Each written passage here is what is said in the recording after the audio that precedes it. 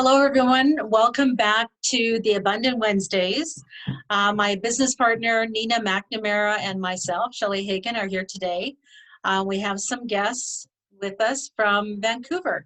And so Nina and I have both known our two guests today. We have Kelly Fry and Cameron Manning, who are both realtors with the Keller Williams Real Estate Brokerage in Vancouver.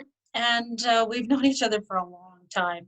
And we met through some of the training that we used to do with real estate investors. Kelly and Cameron help out a lot of my students that I've done coaching and training with. They help them get into investments in the Vancouver market.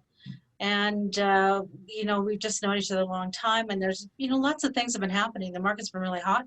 So we thought it was a good opportunity to have them come and talk a little bit about that. My business partner, Nina McNamara, is with us too. Nina, do you have anything you'd like to add? Yeah, sure. Thank you so much for being here, Cameron and Kelly. Like Shelley said, we go back a long ways. Like we don't actually want to do the math on it, but we go back to 2009. Kelly was my mentor for real estate investing. She remembers my boys when they were just little gaffers, bebopping to Lady Gaga and all sorts of fun stuff.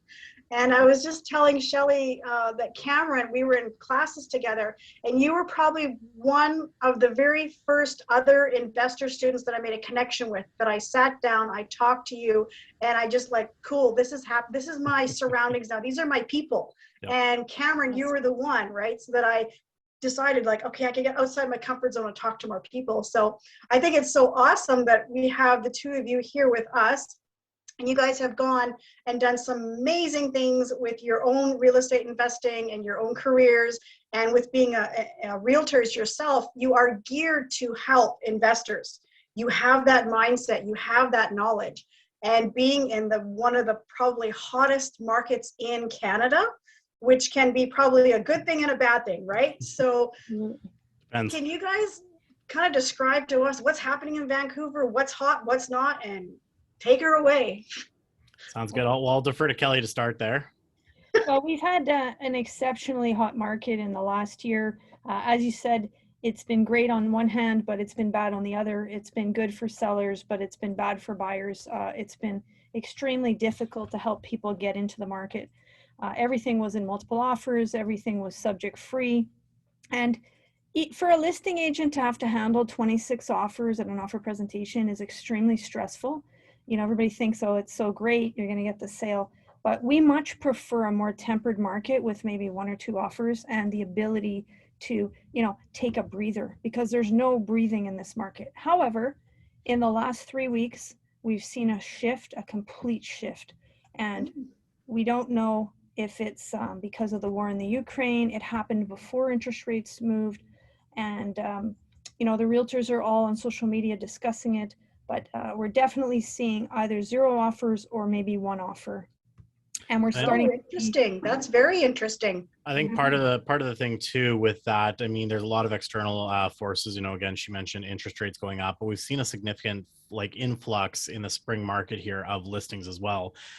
Just in our Fraser Valley alone, from January to February was a 75% increase in the number of listings that have hit the market. So when you suddenly have a huge, a crazy amount of increase in listings, you also are creating choice for buyers. And now we're seeing that things are taking a little longer. And that seems to be a trend as we continue to head into March as well.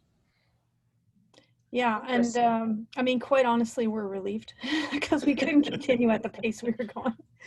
Right. So it's a bit of a rude awakening for sellers that had, ideas of really high prices. But again, for us being predominantly investment realtors, we had to pretty well shift our entire business to drop buyers and do listings, because it was just hopeless, because investors aren't emotionally attached to a buy. They want the numbers to work. They don't like going in subject free. And so, we kind of had to put some of those people on the back burner until now. And now's the time for them to get back into the market. Yeah. One of the things though, during that hot time, we were able to do for a lot of our buyer investors was we shifted heavily into the pre-sale market. So we have sold probably on average anywhere from 4 to 5 different complexes. We'll do anywhere from 15 to 20 investors into each one of those complexes. And part of the success that we've had with that is establishing relationships where we get first access into the projects, meaning that we're getting the lowest base price, because as developments sell out, they increase the price as the inventory shrinks, right? So in some cases, some of the developments, they were increasing it by 10,000 every 5 sales. So if we're getting in our first 15 buyers and there's 100 units, that's a significant price increase. So that is one thing that we did do also to shift, to still be able to service our investor clients and get them into a market that, you know, predominantly does create long-term wealth through the appreciation of the value. So And Right, but for those people who are not interested in buying pre-sales, what is your option for them then? You know, can you still do fix and flips in your Yes. market? Fix and flips work extremely well. Cameron and I work with quite a few flippers, Yep. but they have to be ready. They have to be ready to go in subject free to compete. And they understand that. And they understand, you know, private money moves fast. So, you know, they work with that. And then Airbnb has been an area that I've really, really focused on for 3 years now.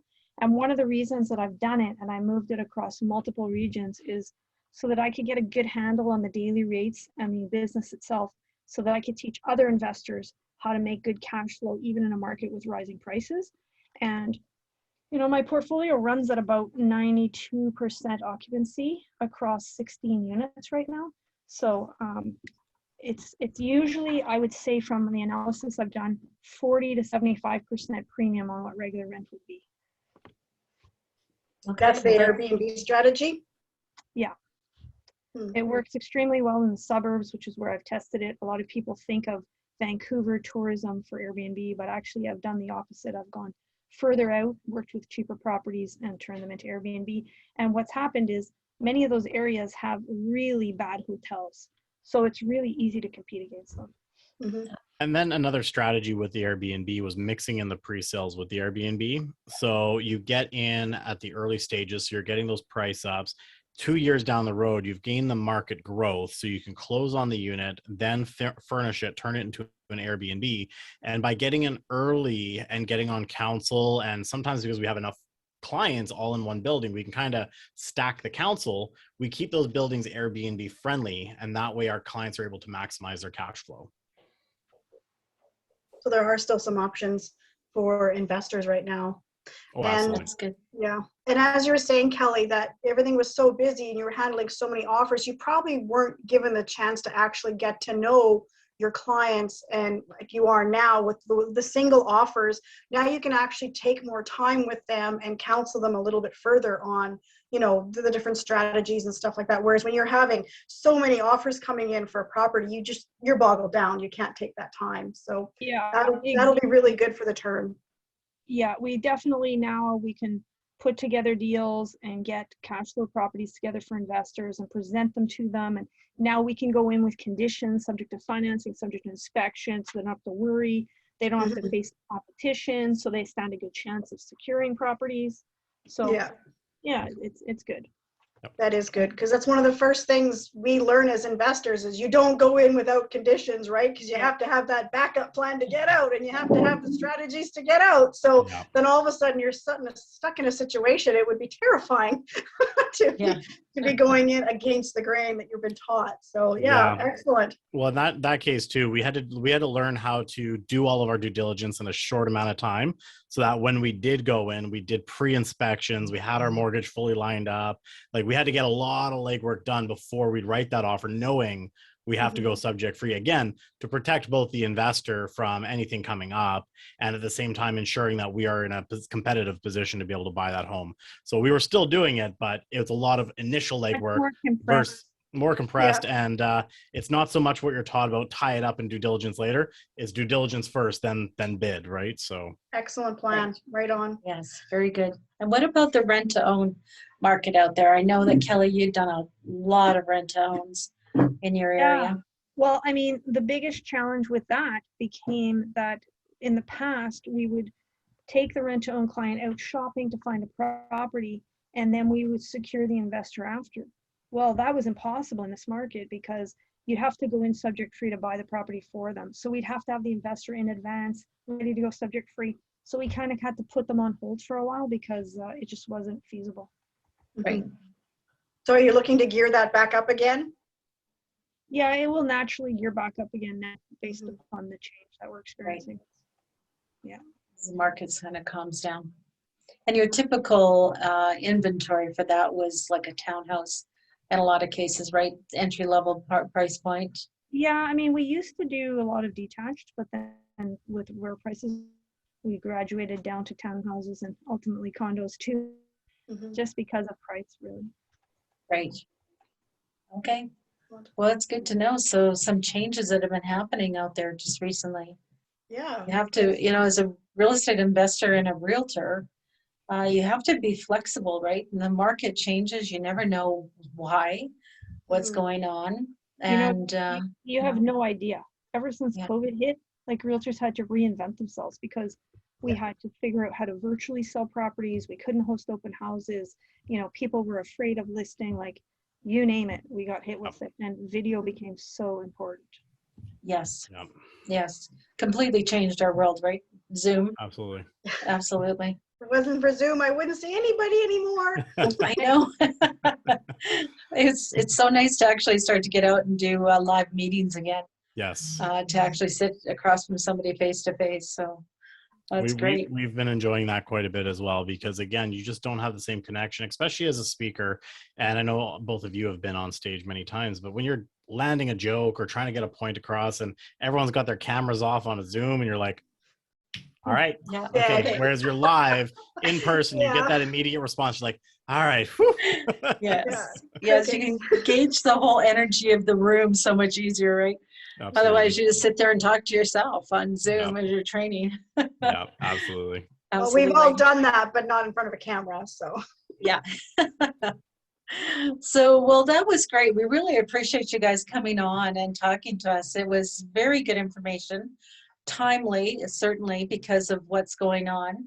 And as always, you guys are both a wealth of information, and you're really on top of your markets out there. So we'll make sure to put your contact information in to the little group, chat that we have after the little intro, so that if any people are interested, they can give you a call and touch base with you as well. And so you work with investors, but you also work with people that are interested in being like passive investors too, and come in and like joint venture with you on deals. So that's another element for anyone that might be watching. If you're interested in doing something and not being hands-on yourself, there's always people like Kelly and Cameron to work with. Absolutely. We often have to connect people to put joint ventures together for deals to come there. So definitely. Yes. And we're still actively investing ourselves regularly. So there's a lot of opportunities there with boots on the ground. So Right. We did kind of a fun thing. It never dawned on us before, but here we were sitting frontline to all these pre-sale projects, and we were watching the prices go up, and we said, why don't we just do them together? And so then we bought 2 in a row as a team. So it was like $6,000 each, because we had to put down 10%, because we knew they were going to go up 40, 50,000. We had seen the pattern repeat itself so many times. And so we got some of our team members who are, 20, 21 years old into the real estate market. And it's something we want to replicate with investors too, because then it's not such a high price of entry. We called it like basically crowdsourcing for the deposit money. There you go. Thinking outside the box, right? 100%. That's awesome. Great. That's great. Well, and the key is that I think you guys are both investors, have been for a long time. I think we all, been in this business a long time, and not everyone, rides it out as long as we have. And it is a great venture to get into for sure, and sustainable long term. So thank you again for your time. We're probably going to end the interview at this point in time, but we'll definitely have you guys back at some point in the future. And if you have something that comes about that you think of, just get a hold of us and let us know as we have the opportunity here for sure. Thanks for having us. We appreciate it. Yeah, we loved seeing you guys again. Yes. Thanks so much, Cameron and Shelley. It was Kelly and Shelley and Nina and everybody. See, there's that blip. Waited till the end. There we go. That's great. To see everybody. For everybody watching, have an abundant week, and we'll be back again. Happy investing. Me too.